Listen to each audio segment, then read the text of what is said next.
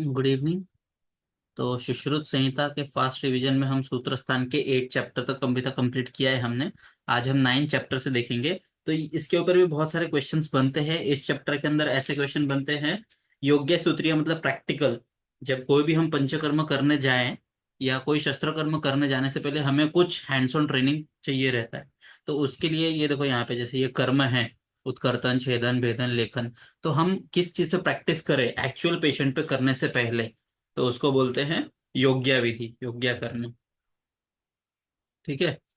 तो इसके ऊपर इसमें कुछ चीजें बार बार रिपीट हुई है। तो वो चीज को ऐसे याद रखना है कि इसमें छेदन भी कर सकते हैं, भेदन भी कर सकते हैं, लेखन भी कर सकते हैं, ये सब। ठीक है। तो अभी स्टार्ट करते हैं ये चैप्टर कि योग्य सम्यक कर्माभ्यास। तो सम्यक कर्म का अभ्यास, अभ्यास का डेफिनेशन क्या है? अभ्यास प्राप्यते दृष्टि, मतलब जिसको बार बार हम कर्म सिद्धि प्रकाशिनी, शीलनम सतत क्रिया, मतलब जिस चीज को हम बार बार करते हैं उसको बोलते हैं अभ्यास। तो ये भी सर्जरी में कुछ जो शस्त्र कर्म है या पंचकर्म है उनके लिए कहा गया है। बहुश्रुत बट अकृत योग्य कर्मसु अयोग्य भवति। जिसने सुना सब कुछ है, सब ग्रंथ, क्लासेस, लेक्चर्स अच्छे से अटेंड किया है, लेकिन अकृत, जिसने किया नहीं है जब तक खुद से, तो कर्मसु अयोग्य भवति। तो जो इंटर्नशिप है इसीलिए बहुत ज्यादा इंपॉर्टेंट है, अच्छे से करना चाहिए। कर्मसु अयोग्य भवति, तो वो कर्म करने के लिए अयोग्य है। ठीक है। तो अभी हम एक एक स्टार्ट करेंगे। उत्कर्तन और छेदन मतलब एक्सीजन, जब काट के बॉडी से अलग करते हैं तो उसको बोलते हैं छेदन या उत्कर्तन। तो उसका हमें किस पे योग्य करना चाहिए? कुष्मांड पे, उसके पुष्प फल पे, अलाबू पे, कालिंदक पे, त्रपुष मतलब काकड़ी, और एरवारो, ये भी कुकुम्बर का दोनों एक टाइप है। तो इन चीजों के ऊपर हमें छेदन, उत्कर्तन ऐसे एक्सीजन करने की प्रैक्टिस हमें करनी चाहिए। फिर भेदन, भेदन मतलब क्या है? जब हम इंसीजन लेते हैं, खाली स्किन पे हम कोई भी इंसीजन लेते हैं, तो उसका प्रैक्टिस हमें किस पे करना चाहिए? उदक पंक पूर्ण द्रुति बस्ती। तो एक ऐसा ब्लैडर रहता है, उसके अंदर पानी या कीचड़ भर के उसकी कंसिस्टेंसी कैसी है उसके हिसाब से हमें भेदन का प्रयोग करना है, भेदन की योग्य करनी है। फिर लेखन, स्क्रैपिंग किस पे करेंगे? सरोम चर्म। तो जिस स्किन के ऊपर ऐसे बाल हो, सरोम हो, ऐसे स्किन के ऊपर हम लेखन कर्म का प्रैक्टिस करेंगे। फिर वेधन कर्म।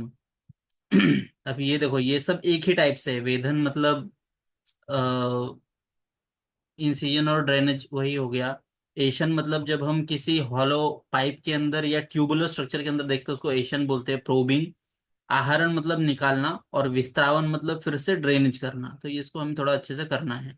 तो वेदन किस पे करेंगे? मृत पशु के शिरा पे या उत्पल नाल पे। तो ये देखो लंबी चीजें हैं पाइप जैसी, और हॉलो है अंदर से। मृत पशु की शिरा मतलब उनके वेसल्स जो है उनके ऊपर हमें वेदन कर्म करना है। सिरावेद, उत्पल नाल के ऊपर मतलब कमल का जो नाल रहता है नीचे वाला उसके ऊपर। फिर एशन कर्म, प्रोबिंग।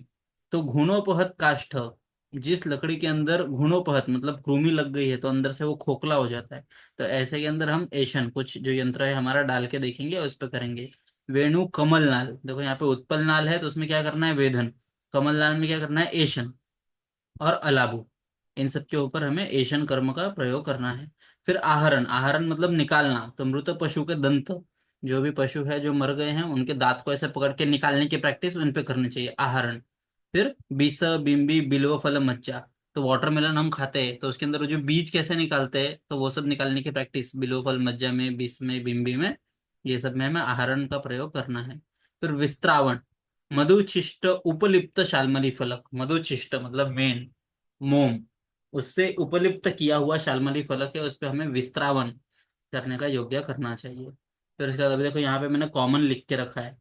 तो क्या है? उत्पल नाल, जो लंबा ट्यूबुलर स्ट्रक्चर, उस पर क्या करेंगे? हम वेधन करेंगे, एशन करेंगे, कर्ण संधिबंध, ये 3 कर्म करेंगे। तो इसमें से पीजी का क्वेश्चन ऐसे आ जाएगा कि उत्पल नाल के ऊपर कौन सा योग्य हमें करना चाहिए या कौन सा योग्य हमें नहीं करना चाहिए। तो उसमें वेधन, एशन, कर्ण संधिबंधन और लास्ट में आ जाएगा छेदन। तो आंसर है छेदन, क्योंकि ये 3 में हम उत्पल नाल पे कर सकते हैं योग्य, छेदन पे नहीं कर सकते।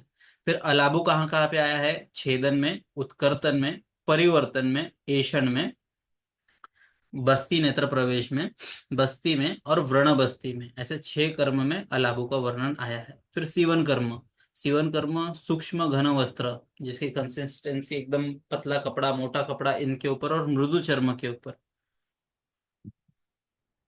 ठीक है, मृदु चर्म के ऊपर सीवन कर्म करके देखना है। और बंधन मतलब जो पट्टा बंधन है, बैंडेजिंग, वो सब पुरुष के अंग प्रत्यंग पे, अलग अलग पार्ट्स पे हमें बंधन करके उसका सीखना है उसको हमें। फिर कर्ण संधि बंधन, कान से पे जब संधि बंधन करते हैं तो उसका प्रैक्टिस कहाँ पे करना है? मृदु चर्म मांस पेशी, ये मृदु चर्म है या मांस पेशी मसल पे, उस पे या उत्पल नाल पे। फिर से तो देखो, उत्पल नाल हमने यहाँ पे देखा था, कर्ण संधि बंधन यहाँ पे आया है। फिर इसके बाद अग्नि कर्म और शार कर्म का प्रैक्टिस कहाँ पे करना है? मृदु मांस खंड, तो एक मांस का टुकड़ा जिसके ऊपर हम अग्नि कर्म और शार कर्म सीख सकते हैं। फिर नेत्र प्रणिधान, बस्ती नेत्र कैसे डालना है उसके लिए उदक पूर्ण घट, जिसमें पानी भरा हो ऐसे घट के अंदर हम इस पे योग्य कर सकते हैं। बस्ती पीड़न, ये दोनों के लिए उदक पूर्ण घट और अलाबु मुख, इनका योग्य हम कर सकते हैं। जो कॉमन है वो याद रखो, और बाकी भी इतना हार्ड नहीं है, एक बार इसको समझ के याद करना है, इमेजिन करके याद करना है यहाँ पे। ठीक है, फिर अगला है विशिखानुप्रवेशीय। तो विशिखानुप्रवेश मतलब प्रैक्टिस शुरू करने से पहले, उसमें प्रवेश करने से पहले कुछ रूल्स एंड रेगुलेशंस होते हैं, तो वो हमें आना चाहिए। तो एक सबसे इम्पोर्टेंट षड्विध परीक्षा जो है, पंचभी, श्रोत्रभी और प्रश्न, ये इसका रेफरेंस इस चैप्टर में आए हैं। ऐसा क्वेश्चन आता है कि षड्विध परीक्षा का रेफरेंस सुश्रुत में कहाँ पे आया है, तो विशिखानुप्रवेशनीय के अंदर आया है। ठीक है, तो पंच इंद्रिय प्लस प्रश्न ऐसे मिला के रोगाणाम विज्ञान उपाय, जो उसको षड्विध परीक्षा भी कहते हैं। फिर विशिखा मतलब कर्म मार्ग, प्रैक्टिस। नीचे नख रोमना, तो एक डॉक्टर को कैसा होना चाहिए? उसके बाल नख ये सब अच्छे से कटे हुए होने चाहिए। शुक्ल वस्त्र परिहित दंड हस्ते न, उसके वस्त्र कैसे होने चाहिए? शुक्ल वस्त्र, व्हाइट कलर के होने चाहिए। हमने देखा शिष्य के वस्त्र कैसे होने चाहिए? कमेंट में आंसर करना है, अभी जिसको आता है वो अभी बोलेगा। एक शिष्य स्टूडेंट के वस्त्र कौन से कलर के होने चाहिए? ठीक है, फिर उसके बाद रोगा नाम विज्ञान उपाय, रोग के विज्ञान के उपाय, रोग को जानने के कौन से उपाय है, उसमें पंचभी, श्रोत्रादिभी और प्रश्न ये है। फिर उसके बाद जो साध्य असाध्य व्याधि है उसका डिवीजन यहाँ पे किया है। जो साध्य व्याधि है उसको साधयेत, उसको साध्य साध्य करना है। जो याप्यान है उसको यापयेत। असाध्यान नैव उपक्रमेत, जो असाध्य व्याधि है उसमें हमें चिकित्सा नहीं करना है। फिर उसके बाद परिसंवत्सर उत्थितान, जो व्याधि 1 साल पुराना हो गया है उसको भी वर्ज्य करना है। ठीक है, जो साध्यान साधयत, याप्यान यापयत। असाध्यान जो असाध्य है उसको न वो उपक्रमित, उसमें हाथ ही नहीं डालना है। और जो परिवत्सर 1 साल पुराना व्याधि है उसका भी वर्ज्य करना है। फिर उसके बाद अरिष्ट लिंगादि, ये जो है उसको घ्राणेन्द्रिय भी तथा इन सबसे अलग अलग इंद्रिय स्थान में जब हम पढ़ेंगे तब देख लेंगे एक बार कि अलग अलग इंद्रियों के हिसाब से वर्ण, कुछ अलग सेंट बास आ रहा होगा पेशेंट में, उसके हिसाब से कुछ वर्ण उसको अलग अलग दिख रहे हैं, उस हिसाब से भी अरिष्ट का वर्णन किया है। और कुछ व्याधि ऐसे हैं या कुछ पेशेंट्स ऐसे होते हैं जिसमें व्याधि साध्य है लेकिन दुष्चिकित्स्य है। मतलब ये पेशेंट ही ऐसे है कि इनमें कोई भी बीमारी अगर हुई तो हम ठीक कर सकते हैं, लेकिन बहुत मुश्किल से ठीक होता है। तो इसमें कौन से, इस कैटेगरी में कौन कौन आते हैं? श्रोत्रिय, ब्राह्मण, ये सब इसमें आते हैं। क्यों? क्योंकि ये नित्य स्नान आदि व्याधि इससे ये इससे हो सकता है इनको बार बार। फिर स्त्री जो है ये लज्जा की वजह से और वेग धारण की वजह से, स्त्री क्या करती है, उसको कुछ तकलीफ हुई तो वो दिखाने आती नहीं है। और दूसरा है लज्जा और वेग धारण, इसकी वजह से कोई भी बीमारी हम उसमें ठीक करने जाए तो वो भले ही हमें सिम्टोमेटिक रिजल्ट मिलता है, उपशम मिलता है, लेकिन फिर से वो बीमारी उसको हो जाती है क्योंकि वो वेग धारण और लज्जा करती है। फिर उसके बाद नृप, राजा सुकुमार होता है, मेहनत करने की आदत नहीं होती है, इसीलिए इसमें जो बीमारी होती है वो साध्य है लेकिन दुष्चिकित्से होते हैं। बाल और वृद्ध, जो छोटे एकदम छोटे बच्चे होते हैं और जो बूढ़े होते हैं, उन दोनों के अंदर जो भी बीमारी होगी वो साध्य, बट जो दुष्चिकित्सा होगी क्योंकि उनमें पंचकर्म नहीं कर सकते और कभी भेषज भी असहिष्णु, उनको मेडिसिन की पावर भी सहन नहीं होती है।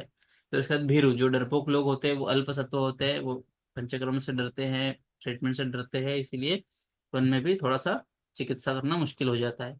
कि तो जो गैम्बलर्स है, जिसको भरोसा ही नहीं है हमारे ट्रीटमेंट पे, जबरदस्ती बोलते हैं ना पेशेंट आने के बाद कि मुझे तो कुछ करना ही नहीं था लेकिन घर वाले जबरदस्ती लेके आ गए मुझे उठा के, ये सब। तो व्यसनी, द्युतकार, तो इन सब में भी रिजल्ट नहीं मिलता है। फिर अनाथानो, परिचारा भावत, जब हमारे जो चिकित्सा चतुष्पाद है वो भी अगर अच्छे से नहीं रहे तो उसकी वजह से भी हमें उपशय नहीं मिलता है। फिर उसके बाद अगला चैप्टर है शार पाक विधि अध्याय व्याख्या से, हमें इस चैप्टर के अंदर से बहुत सारे क्वेश्चन बनते हैं। तो ये चैप्टर देखते हैं अभी। तो क्षार, क्षार का कटुरस प्रधान लवण अनुरस, ये पीजी का क्वेश्चन आता है कि क्षार का रस विभाग क्या है। तो ऐसे दे देंगे, कटुरस पहले लवण अनुरस, या तो लवण प्रधान कटु अनुरस। तो थोड़ा ध्यान से रखो कि क्षार का क्या है, कटुरस प्रधान लवण अनुरस है उसका। फिर उसके बाद शस्त्र अणुशस्त्र भय क्षार, शस्त्र और अणुशस्त्र के अंदर श्रेष्ठ क्या है, तो क्षार है। और प्रधानतम शस्त्र कौन सा है, तो वो है जलौका। अणुशस्त्र में सबसे प्रधान कौन है, जलौका। और प्रधानतम सबसे श्रेष्ठ कौन है, वो है क्षार। प्रधानतम क्षार, प्रधान जलौका। फिर इसके बाद ये क्षार को शस्त्र अनुशस्त्र के अंदर प्रधानतम श्रेष्ठ क्यों बोला गया है, क्योंकि वो छेद्य भेद्य लेख्य करनात्, ये तीनों कर्म एक साथ एक ही चीज कर सकता है, तो इसीलिए श्रेष्ठ है। दूसरा रीजन है त्रिदोष अग्नत्वात्, इसमें नाना औषधि समवाय करके हम अलग अलग मेडिकेशंस के क्षार कंबाइन करके बना सकते हैं, इसीलिए त्रिदोष अग्न कार्य भी हो सकता है इससे। और विशेष क्रिया अवचारणा, विशेष क्रिया स्पेसिफिक इंडिकेशन के लिए हम क्षार का यूज कर सकते हैं। तो शस्त्र अनुशस्त्र में क्षार प्रदान होने के तीन रीजन है, ऑप्शन में आ जाएगा last option all of these रहेगा, तो ये तीनों को अच्छे से याद करना है। छेद्य भेद्य लेख्य करना, त्रिदोष अग्नत्वात् और विशेष क्रिया अवचारणा, ये सब रीजन की वजह से क्षार जो है वो श्रेष्ठ है। फिर उसके बाद उसकी डेफिनेशन क्या है, शरणात् शरणात् वा क्षार, जो शरण भी करता है और शरण भी करता है, ये दोनों को उसको बोलते हैं क्षार। फिर इसके बाद नाना औषधि समवायात, बहुत सारे अलग अलग टाइप की जड़ी बूटी लाके, औषधि द्रव्य लाके हम उसका क्षार बना सकते हैं, जिसकी वजह से वो त्रिदोषण कार्य करेगा। फिर शुक्लत्वात् सौम्य, शुक्ल होने की वजह से ये सौम्य गुण प्रधान होता है। फिर सौम्यम अपि, ये सौम्य होने के बावजूद भी दहन पाचन धारण आदि शक्ति इसमें होती है। फिर क्षार के जो है उसकी यूज के हिसाब से दो टाइप्स होते हैं, प्रतिसारणीय क्षार, पानीय क्षार। पानीय मतलब जिस क्षार को हम लोग इंटरनली ले सकते हैं वो पानीय क्षार, और जिसको बाहर से अप्लाई करना है उसको बोलते हैं प्रतिसारण, प्रतिसारणीय क्षार।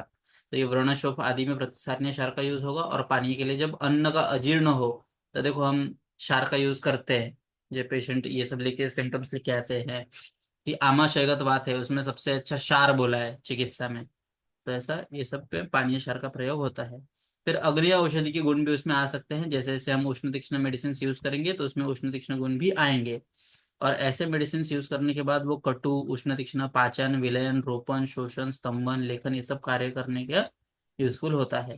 फिर कृमि आम कुष्ठ मेद विष उपहंता, इन सब चीजों में हम इस क्षार का प्रयोग कर सकते हैं। क्षार जो है ये पुंसत्व नाशन है, इनफर्टिलिटी करने वाला एक रीजन होता है क्षार, ठीक है। अगर इसका अति सेवन किया तो, अति सेवन किया तो पुंसत्व नाश है। फिर उसके बाद क्षार का शोधन किससे करें, शोधन क्षार से शोधन किसका करते हैं, दुष्ट वर्ण का। रोपण क्या करेंगे, जो शुद्ध वर्ण रहेगा उससे उसका रोपण हो जाएगा। शोषण के लिए वर्ण क्लेद अगर रहेगा तो उसका शोषण हो जाएगा। और स्तंभन मतलब शोणित अति प्रवृत्ति, अगर कहीं से ब्लीडिंग ज्यादा हो रहा होगा तो उसमें क्षार कर्म करने के बाद उसका स्तंभन हो जाएगा।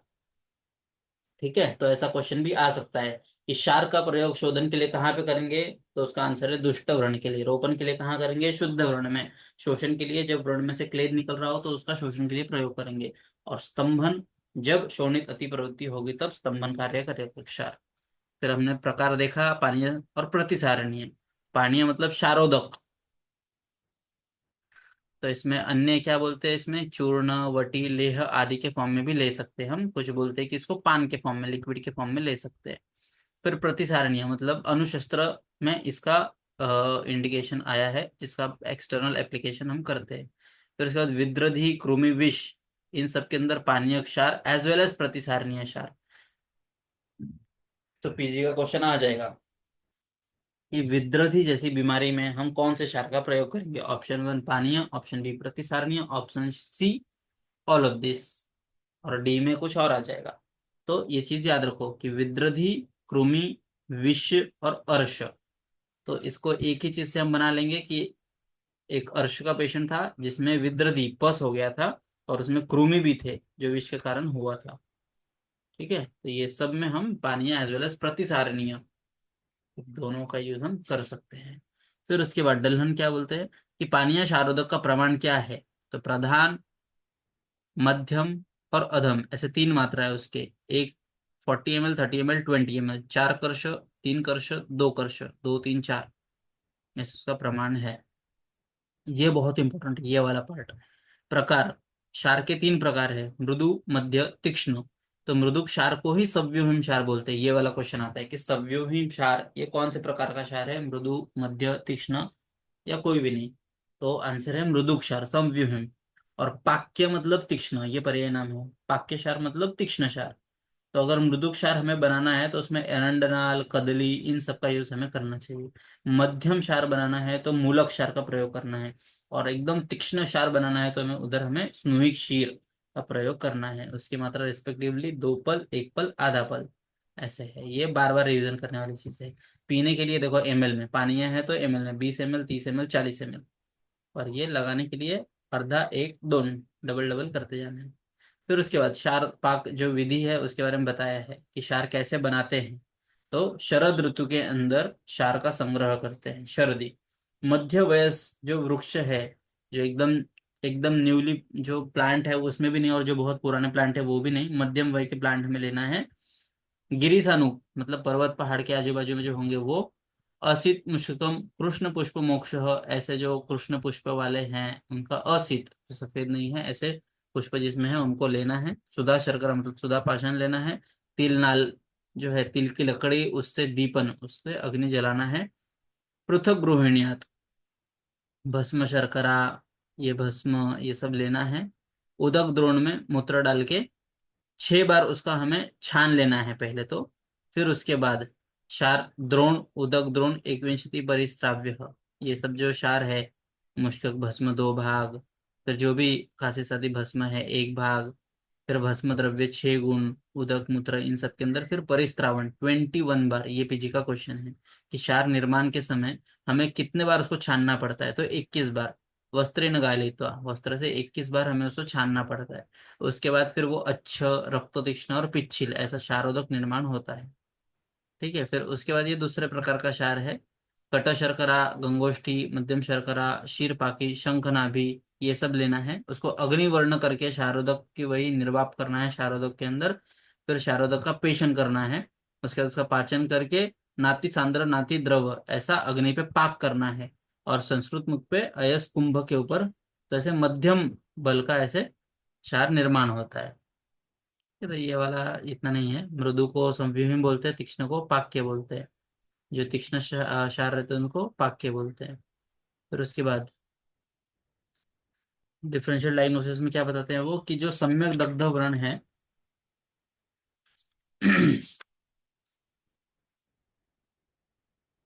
उसका वर्ण रहता है कृष्ण वर्ण, सुश्रुत के हिसाब से। और वाग्भट क्या बोलते हैं, जो सम्यक दग्ध वर्ण है वो पक्व जंबू रस वर्ण का होता है। फिर उसके बाद भगंदर में क्षार कर्म का सर्वप्रथम वर्णन किसने किया है, चक्रपाणि ने किया है। तो ये मैं क्वेश्चन सॉल्विंग के टाइम पे ये क्वेश्चन आया था, इसलिए यहाँ पे लिख के रखा है। फिर वाग्भट ने सबके गुण बताए हैं, ये गुण है क्षार के अलग अलग। तो वाग्भट ने 10 गुण बताए हैं, जिसमें शिव, ये जो गुण है, शिव मतलब एक जगह पे जमा होता है, वो ऐसे फैलता नहीं है, एक के ऊपर एक जमा होता है, छोटा सा ऐसे पिरामिड शेप में, तो उसको शिव बोलते हैं। उसकी जगह पे शिखर ही बोला है। सुख निर्वाप्य, ये 2 गुण एक्स्ट्रा बोला है उन्होंने। फिर उसके बाद क्षार के गुण 8, और विशेष शिव है, लक्षण पिछली ये सब है, लेकिन वहीं पे वाग्भट ने 10 गुण बोले हैं, जिसमें ये दो चीजें ऐड की है। क्षार के दोष 9 हैं। उसकी गणना नहीं, उसमें कुछ वो बताया नहीं है, लेकिन संख्या बताई है 9 है। वाग्भट ने 10 बोले हैं, जिसमें अति श्वेत की जगह पे अति शीत और अति तनु, ये क्षार के दोष बताए हैं। फिर क्षार प्रतिसारण विधि, अवघृष्टा, घर्षण किस में करना है, पित्त दुष्ट जब रहेगा तो उसमें अवघर्षण करना है। अवलेख्य, वात दुष्ट व्याधि जो है उसके अंदर हमें त्वचा के ऊपर उसका लेखन करना है। प्रच्छान, प्रच्छायित्वा में कफ दुष्ट जब रहेगा तो उसमें पहले प्रच्छान करना है। उसके बाद ये पूर्व कर्म बताया है कि जब पित्त दुष्ट रहेगा तो पहले अवघृष्टन करके फिर क्षार का प्रयोग करना है। वात दुष्ट व्याधि रहेगा तो पहले अवलेख्य करना है, उसके बाद हमें क्षार कर्म करना है। कफ दुष्ट रहेगा, कंडू श्वेतु प्रबल रहेगा, तो उसके अंदर प्रच्छान करके फिर क्षार प्रयोग करना है। फिर वाक शत मात्रा, क्षार लगाने के बाद 100 मात्रा तक हमें उपेक्षा करनी है, 100 तक काउंट करना है और फिर क्षार निकालना है। शलाकाया, शला का प्रयोग करना है। फिर उसके बाद कृष्णता, ये दग्ध लक्षण में है। क्षार से दग्ध करने के बाद कौन सा वर्ण आता है, कृष्ण वर्ण। तिल कल्क यष्टि घृत, ये व्रण रोपण के लिए हम क्षार कर्म के बाद यूज करते हैं। फिर उसके बाद ये हमने देखा कि क्षार का रस क्या है, कटु रस, कटु भूयिष्ठ लेकिन लवण अनुरस है। फिर डल्लन ने क्या बोला है कि लवण रस प्रधान और कटु अप्रधान, ऐसे बोला है, अपोजिट बोला है। सुश्रुत के अपोजिट डल्लन ने बोला है कि क्षार को कटु भूयिष्ठ, तो डल्लन ने कटु अप्रधान बोला है, और लवण को प्रधान बोला है डल्लन ने। क्षार में अम्ल रस छोड़कर शेष सभी रस होते हैं। तो क्षार पंच रसात्मक है, ये याद रखो, जिसमें लवण रस नहीं है। फिर उसके बाद सम्यक दग्ध अगर हुआ क्षार से तो विकार उपशमन होगा, लाघवता आएगी और अनस्त्राव, वहां पे स्त्राव नहीं होगा। हीन दग्ध हुआ क्षार से मतलब अच्छे से दहन नहीं हुआ, तो फिर उसके अंदर तोद, कंडू, जाड्य और व्याधि की वृद्धि होगी। अति दग्ध हो गया तो वहां से स्त्राव, क्लम, पिपासा, मूर्छा, मरण, ये सब सिम्टम्स देखने को मिल सकते हैं। दाह, राग, पाक, ये सब भी देखने को मिलेगा। कॉन्ट्रा इंडिकेशन, कहाँ पे क्षार कर्म नहीं करना है, तो वो है प्रमेह, ऋतुमती स्त्री, कफ पित्त ज्वर, पित्त प्रधान प्रकृति में, अपक्व फल योनि है तो बाल, वृद्ध, दुर्बल, जिसमें भ्रम, मद, मूर्छा, पित्त के सिम्टम्स है। उदवृत्त फल योनि, ये जो फल योनि है इसको याद रखो। अपवृत्त और उदवृत्त फल योनि, ये सबके अंदर हमें क्षार कर्म नहीं करना है। सर्वांग शोथ में नहीं करना है, उदर में नहीं करना है, और मर्म प्रदेश पे क्षार प्रयोग हमें नहीं करना है। फिर उसके बाद अक्षारकृत अंग प्रत्यय, तो अक्षी के ऊपर कौन से ऐसे बॉडी पार्ट है जहाँ पे क्षार कर्म नहीं करना है, अक्षी के ऊपर नहीं करना है। अनृत्य वर्त्म रोगात, मतलब वर्त्म रोग में हम क्षार प्रयोग कर सकते हैं, और उसको छोड़ के अक्षी की बीमारियों पे हमें क्षार कर्म नहीं करना है। साध्यशु अपि न साध्य थी, तो जो शून गात्र जिसमें शोथ है, अति स्थूल है, अन्न द्वेषी है, हृदय में पीड़ा है, संधि पीड़ा है, उसके अंदर साध्य होने के बावजूद भी हमें वो साध्य नहीं होता है, वो ऐसे रुकना है। फिर शास विशेष निषेध, जो क्षार है उसका विशेष निषेध स्थान क्या है, तो सीरा, स्नायु, तरुणस्थि, संधि, धमनी, सेवनी, नाभि, नख और शिश्न, इस पे हमें क्षार का प्रयोग नहीं करना। उसके बाद है अग्निकर्म। अग्निकर्म 12th चैप्टर है। तो क्षारात अग्नि गरियान, क्षार से अच्छा, क्षार से अग्निकर्म श्रेष्ठ है। क्यों? क्योंकि रोग अपुनर्भवत, अग्निकर्म से जो व्याधि साध्य किए हैं उनका फिर से पुनर्भव नहीं होता है। और उसके बाद भेषज शस्त्र क्षार असाध्य सिद्धि, जो बीमारी भेषज से मतलब मेडिसिन से, शस्त्र कर्म करने के बाद और क्षार विधि के बाद भी असाध्य होते हैं, वो सब अग्निकर्म से साध्य हो जाते हैं। फिर दहन उपकरण, ये इंपॉर्टेंट क्वेश्चन है, ये आ सकता है कि कौन से बॉडी पार्ट पे हम कौन से चीजें अग्निकर्म के लिए यूज कर सकते हैं। त्वकगत, अगर जब स्किन लेवल पे हमें अग्निकर्म करना है तो उसके अंदर पिपली, अजशकृत, गोदंत, शरशलाका, ये सब त्वकगत अग्निकर्म के लिए यूज करें। फिर मांसगत, मांसगत अगर हमें अग्निकर्म करना है तो जाम्बवष्ठ और इतर लोह, जाम्बवष्ठ और इतर लोह धातु से बने हुए शलाका का प्रयोग हम मांस पे करेंगे। फिर शिरा, स्नायु, संधि, अस्थि, इन सब में करना होगा तो क्षार, गुड़, स्नेहा, क्षार शौद्र मतलब हनी से, गुड़ से और स्नेह से, ये सब इस पे, तो इसको अच्छे से एक बार पढ़ लो। स्किन के ऊपर जो है वो पिपली, वो अजश अकृत के जैसा ही दिखता है। फिर गोदंत और शलाका, ये सब तो गगत पे।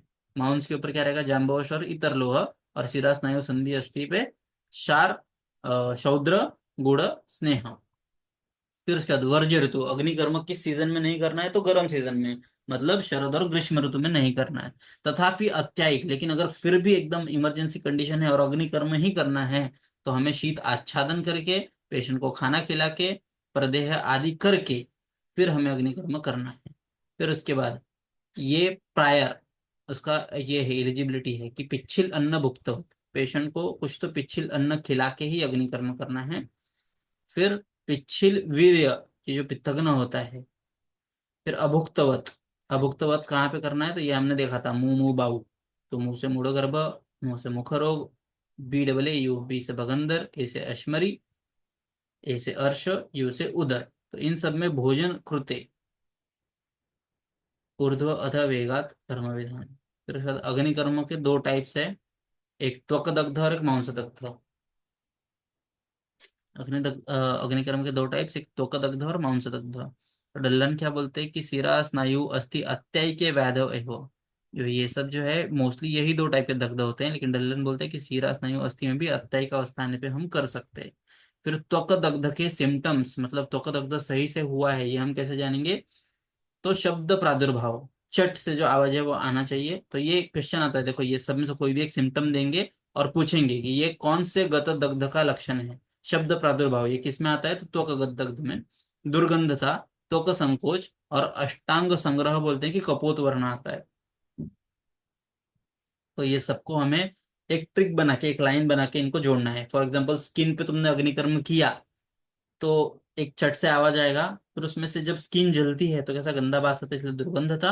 और त्वक संकोच, वहां पे जलने के बाद एकदम त्वक जो है वो पास में आ जाता है, सिकुड़ जाता है, इसलिए त्वक संकोच ये त्वक दग्ध में आता है। फिर मांस दग्ध, कपोत वर्णता, इसका कपोत वर्णता अष्टांग संग्रह ने त्वक दग्ध में बोला है, लेकिन मांस दग्ध में सुश्रुत बोलते हैं। कपोत वर्णता, अल्पशोथ, थोड़ा सा सूजन आएगा, वेदना, और शुष्क संकुचित वर्णता, ये है मांस दग्ध का लक्षण सुश्रुत के हिसाब से। और अष्टांग संग्रह क्या बोलते हैं? वहां पे लसिका स्त्राव होने लगता है, थोड़ा सा पानी वाटरी जैसा फ्लो होने लगता है। सीरा स्नायु दग्ध के अंदर कृष्ण उन्नत व्रण, सीरा स्नायु दग्ध, जब तुम कोई ऑपरेशन तुमने देखा होगा, कॉटरी हम करते जब वेसल के ऊपर, तो वहां पे कृष्ण ब्लैक कलर का उन्नत उठा हुआ व्रण निर्माण होता है। स्राव निरोध, और जो स्त्राव होता है, ब्लड फ्लो होगा वो बंद हो जाएगा। संधि अस्थि में अगर दग्ध हुआ तो रुक्ष अरुण कर्कश अस्थि व्रण, रुक्ष अरुण ये सब ऐसे देखने को मिलता है। अष्टांग संग्रह ने दोनों का एक कॉमन बोला है, कृष्ण अरुण कर्कश स्थिर, ये सब सीरा स्नायु अस्थि संधि में देखने को मिलता है। फिर उसके बाद की विशेष प्रकार जो किस पैटर्न में करते हैं, तो वलय बिंदु विलेखा प्रतिसारण। वलय मतलब गोल, बिंदु मतलब ऐसे डॉट डॉट जो करते हैं वो, विलेखा ऐसे लाइन में करते हैं वो, और प्रतिसारण मतलब जब हम ऐसे पूरा अग्निकर्म का शलाका ऐसे घिस के रब करते हैं उसको बोलते हैं प्रतिसारण। तो ये किस वे में हम करते हैं उस हिसाब से इसके चार टाइप्स है, वलय बिंदु विलेखा प्रतिसारण। ठीक है, शलाका घर्षण। फिर उसके बाद अष्टांग संग्रह ने अर्धचंद्र स्वस्तिक और अष्टापद ये तीन चीज ऐड किए हैं। तो दहन विशेष वो चार हैं, वलय बिंदु विलेखा प्रतिसारण, उसमें अष्टांग संग्रह ने तीन ऐड किया है, अर्धचंद्र स्वस्तिक और अष्टापद। इसके फोटोज हैं वो देखे वो कहीं पे तो मिल जाएंगे। फिर पूर्व कर्म क्या है? अग्निकर्म का पिच्छिलन, ये क्वेश्चन आता है कि पेशेंट को अग्निकर्म करने से पहले किस प्रकार का अन्न खिलाना चाहिए, शीत अन्न, पिच्छिल अन्न, स्निग्ध अन्न या उष्ण अन्न? तो पिच्छिल अन्न है इसका आंसर। सम्यक दग्ध होने के बाद हमें क्या करना चाहिए? मधु सर्पी से अभ्यंग, जहाँ पे भी अभी अलग अलग घृत का प्रयोग भी हम कर सकते हैं, यष्टि मधु घृत, सादा घृत, ये सब का प्रयोग कर सकते हैं। पर कुछ नहीं रहा तो मधु और सर्पी का अभ्यंग भी हम कर सकते हैं। फिर दुष्ट रक्त पित्त प्रसादन के लिए, वेदना शमन के लिए इसका यूज होता है।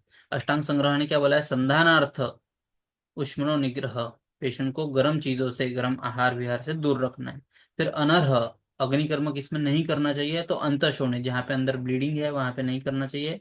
भिन्न कोष्ठ, जब वहां पे एक्सीजन फटा हुआ चीज दिख रहा है तब।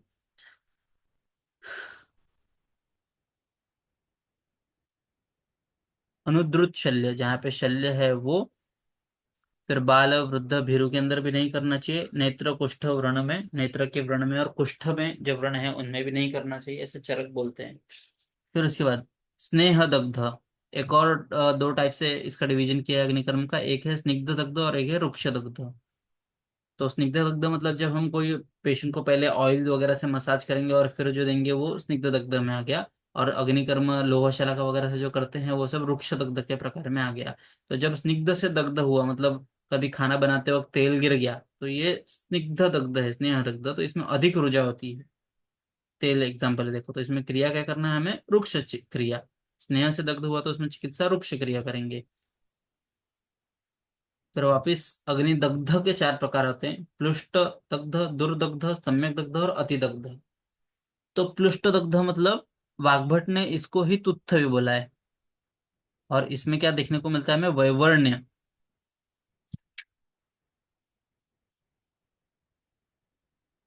प्लुष्यते, वहां पे एकदम ऐसे जलन होने जैसा ऐसे सेंसेशन हमें फील होगा, वो है प्लुष्ट दग्ध। दुर्दग्ध, दूर मतलब अच्छे से जो नहीं हुआ है, तो अग्निकर्म करने के बाद वहां पे स्फोट हो जाएगा, तीव्र रुजा होगा, दाह, राग, पाक ऐसे वेदना होंगे। और चिरेन उपशाम्यंती, उसका जो रोपण है वो भी बहुत देर के बाद होगा। सम्यक दग्ध होने के बाद क्या देखने को मिलेगा हमें, अगर अग्निकर्म अच्छे से हुआ तो अनवगाह, तो उसमें कोई हमें कंप्लेंट देखने को नहीं मिलेंगे। तार वर्ण का होगा। अति दग्ध के अंदर मांस अवलंबन, जब अग्निकर्म बहुत हो गया तो वहां पे जो मांस है वो टूट के ऐसे लटकेगा, तो मांस अवलंबन। गात्र शोथ, शिरा स्नायु संधि, इनका व्यापद हो सकता है इसमें। और उसके साथ में ज्वर, दाह, पिपासा ऐसे लक्षण हमें देखने को मिलते हैं।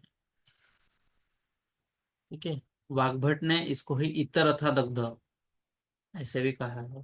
फिर दग्ध की चिकित्सा, जो प्लुष्ट दग्ध है उसमें अग्नि प्रतपन करना है, उष्ण औषध का प्रयोग, शीतोदक वर्ज्य। तो ये अच्छे से याद करो कि प्लुष्ट दग्ध, जहाँ पे हमने पहले ही गरम गरम सिम्टम्स ऐसे देखे थे, वहां पे हमें फिर से अग्नि से चिकित्सा करनी है और उष्ण औषध का प्रयोग करना है, शीतोदक वर्ज्य, ठंडी चीजों को अवॉइड करना है प्लुष्ट दग्ध में। जब दुर्दग्ध हो जाएगा तो हमें शीत उष्ण क्रिया, फिर हमें पहले शीत और फिर उष्ण क्रिया करना है, तो उसमें सेक, लेप और घृत का जो शीत है इनका प्रयोग करना है। फिर उसके बाद अवगाढ़ मूल भाग रहेगा तो पहले शीत क्रिया, डीपली होगा तो शीत क्रिया, और अनअवगाढ़ जब ऊपर ऊपर से होगा उसका मूल भाग, तो उसमें हमें उष्ण क्रिया करना है। फिर सम्यक दग्ध, तो उसमें हम सम्यक दग्ध होने के बाद क्या क्या कर सकते हैं, आलेप कर सकते हैं, प्रलेप कर सकते हैं, और पित्त विदृधिवत चिकित्सा, ये पीजी का क्वेश्चन है कि सम्यक दग्ध के अंदर कैसे चिकित्सा करनी है, पित्तज विदृधि के जैसा, पित्तज व्रण के जैसा, वातज व्रण के जैसा, ऐसे ऐसे आ जाएगा। तो सम्यक दग्ध में हमें चिकित्सा पित्त विदृधि के जैसी करनी है। आलेप के लिए हम तुगाक, शीरी, चंदन, गहिरीक इन सब का प्रयोग करते हैं। प्रलेप के लिए ग्राम्य अनूप औदक माउंस का प्रयोग करेंगे, और पित्त विदृधिवत मतलब संततम उष्ण, बीच बीच में हमें उष्ण का प्रयोग करना है। फिर अति दग्ध जब हो गया तो उसमें शीतल क्रिया ही करना है, और पित्त विसर्पवत, अभी देखो ये दोनों डिफरेंशियल डायग्नोसिस है। पित्त विदृधिवत चिकित्सा किसमें आए हैं, सम्यक दग्ध में, और पित्त विसर्पवत चिकित्सा किसमें आए हैं, अति दग्ध के अंदर। ठीक है। फिर इसका व्रण जो रहेगा उसको गुड़ुची पत्र से ढकना है। सभी प्रकार के अग्निदग्ध में उत्तम रोपण घृत है मधुचिष्ट घृत, और सम्यक दग्ध के अंदर मधु सर्पी से अभ्यंग करना है। अगर रोपण करना है तो मधुचिष्ट घृत, और अगर सम्यक दग्ध है तो वहां पे हमें मधु सर्पी का प्रयोग करना है। स्नेह दग्ध हुआ रहेगा तो हमें वृक्ष चिकित्सा करनी है। फिर इसका धूमोपहत, सफोकेशन जो होता है, कभी बिल्डिंग में आग लग गई और जो लोग उसमें अटक जाते हैं तो उनको वो जो स्मोक की वजह से धूमोपहत, ये एक टाइप हो जाता है। तो घ्रेयम अन्यम न वेत्ति, धूमान अन्यम। ठीक है। तो ग्रेयम अन्यम मतलब नासा मार्ग से वो सब धुआं जा जाके सब सिम्टम देखने को मिलता है। तो इसमें क्या और सिम्टम देखने को मिलते हैं, गंध अज्ञान, पेशेंट एनोज्मिया, स्मेल करने की ताकत चली जाएगी। रसाज्ञान, जो टेस्ट है वो भी नहीं समझेगा। श्रवण शक्ति का नाश होगा, और चक्षु परिदाह, आंखों में चलन होगा। उसकी चिकित्सा क्या है, मधुर अम्ल रस से वमन करना है पेशेंट को। तो वमन धूम दग्ध नश्यति, तो जो धूम गंध जो उसको आता है उसका नाश करेगा। फिर उसके बाद मधुर अम्ल लवण कटु रस से कवल करने के लिए देना है। फिर तो सबसे पहले देखो ये चिकित्सा का क्रम आता है, धूमवत में चिकित्सा कैसे करनी है, तो सबसे पहले वमन, फिर उसके बाद कवल, फिर उसके बाद शिरोविरेचन, ये तीन सीक्वेंस से हमें करना है। तो ये सीक्वेंस आगे पीछे करके क्वेश्चन ऑप्शन में आ जाता है कि सबसे पहले शिरोविरेचन करेंगे, फिर कवल करेंगे, फिर वमन करेंगे, या वमन पहले फिर कवल फिर शिरोविरेचन, ये तो इसको लाइन से याद रखो कि पहले वमन, फिर कवल, फिर उसके बाद शिरोविरेचन। तो कवल के लिए मधुर अम्ल लवण और कटोरस का प्रयोग करना है, और कवल से क्या होगा, मन प्रसादन होगा, इंद्रिय अर्थ गृहणाति, इंद्रिय उसके अर्थ का ग्रहण करना चालू कर लेंगे। फिर शिरोविरेचन, दृष्टि शुद्धि के लिए शिरोविरेचन करना है। उसके बाद फोर्थ स्टेप है शीतल स्निग्ध आहार। तो ये देखो 1 2 3 4 धूमोपहत में ये सीक्वेंस है ट्रीटमेंट का, ये इस पे क्वेश्चन बनता है सीक्वेंस आगे पीछे करके। फिर उसके बाद सनस्ट्रोक, जिसको उष्णवात आतप दग्ध, तो इसमें शीत क्रिया करना है। शीत वर्षा कोल्ड स्ट्रोक, तो शीत वर्षा अनिल दग्ध ये रहेगा, मतलब फ्रोस्ट बाइट रहेगा, तो उसमें शीत उष्ण क्रिया, शीत उष्ण क्रिया। फिर उसके बाद अति तेजसा और इंद्रवध्य मतलब लाइटनिंग से जो हो गई, ये असाध्य है। अगर जीवित रहेगा तो उसमें हमें प्रदेह करना है, या स्नेह अभ्यंग और परिषेक करना है। ठीक है। तो यहाँ पे हम रुकते हैं, किसी को डाउट्स है तो पूछ सकते हैं, नहीं तो यहाँ पे हम स्टॉप कर सकते हैं।